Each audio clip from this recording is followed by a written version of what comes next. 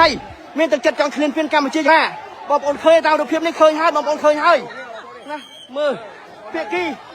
ខាងយើងមើលនោះគេប្រើខែរុញមកលើប្រជាជនយើងហើយបងប្អូនគេប្រើដៃរុញលើប្រជាជនយើងបងប្អូនកងទ័ពកម្ពុជាវរៈកងទ័ពកម្ពុជាប្រឹងទប់បាទប្រឹងទប់ឥឡូវនេះខាងនោះខាងភាគីថៃប្រើដៃរុញភាគីកម្ពុជាយើងប្រឹងទប់បងប្អូនវរៈកងទ័ពយើងប្រឹងទប់តែភាគីថៃនៅគេក៏ក្លើមប្រហែលបាទភាគីថៃក៏ក្លើមប្រហែលណាស់បំពេញណាស់បំពេញល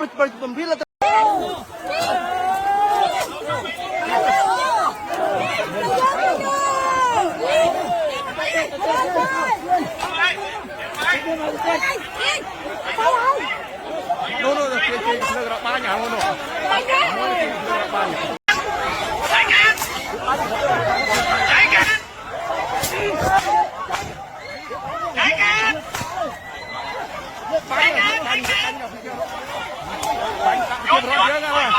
មកនេះទុកបាច់ផ្សេងណា